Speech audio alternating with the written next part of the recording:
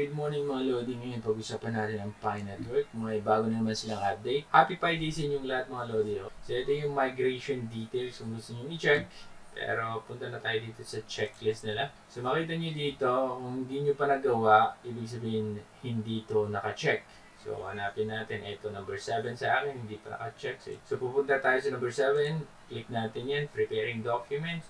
So for the network's legal compliance, you need to accept this acknowledgement to receive Pi token before you can migrate to mainnet. Okay, caliber ba yung ating secondary recipient? Ayos Okay, so accept natin siya. I-accept nyo lang. Eto na, yung ilagay natin yung ating passphrase. Kukunin ko lang yung passphrase ko, okay? Ayan, copy. Paste mo yung passphrase mo. Make sure na walang space. Nakita mo yan, walang space. Kung may space yan, wala. Hindi mag-go through. So, i-check mo lagi para maka-sign in ka. Sign in tayo. You are all set. Okay, good. You are all set. Congratulations, you have received your agreement to receive token and you have been added to the automatic migration queue. So, I understand. Good. Ayun. In-accept na natin. So, titignan natin kung ano na mangyayari sa susunod. Okay, so yun. Naka-check na siya. So, eto na lang. Tingnan natin. Paano? So, subukan natin pumunta sa ating Pi browser, sign in. Nasa queue tayo para ma-migrate yung available token na sa atin, okay? So, check natin. Check natin yung wallet natin.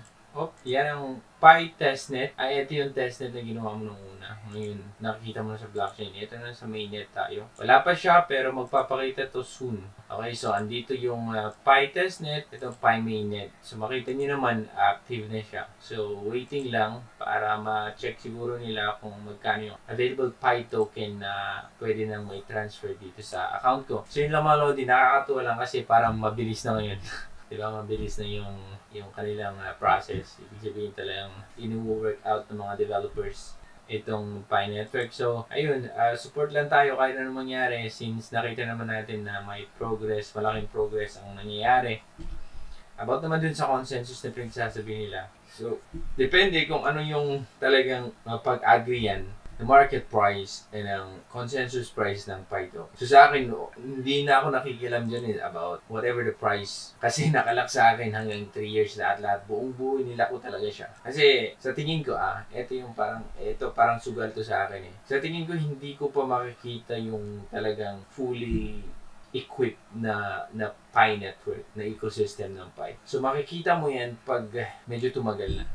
So parang ito, kung gumanda yung talagang Pi network, yung ecosystem niya, malamang tataas yung price pag habang tumatagal. Pero pag hindi maganda yung nangyayari, syempre mawawala yung pababa din yung value ng Pi network. So parang sumugal din ako. Okay lang sa akin yun kasi andito ako susuporta para sa Pi network eh. So yun lang yung update natin sa Pi Network. Kung hindi nyo pa na-check yan, punta lang kayo, okay, dun sa inyong mga Pi application, tapos click nyo lang ito yung checklist. And then, yung mga red dito, dapat naka-check na yan. Ito lang hindi pa naka-check para matapos na. Ito na, number 1, naka-check, number 2, 3, 4, 5, 6, 7, number 8 lang hindi naka-check. So yun guys, ang update natin. So, good luck sa inyong lahat. Lalong-lalo na yung mga nakapag-KYC. Yung mga hindi pa nakapag-KYC, hindi pa tayo nakakalati guys. Okay, wait lang kayo dun sa slot nyo. Kasi malapit na yan. Okay, parang pinamamadali nila at nagkakaroon ng mass KYC. So, good luck sa lahat ng pioneers. At maraming salamat din sa panonood. Maraming salamat sa pagsuporta sa Pi Network. Ako si Torogi. Thank you so much for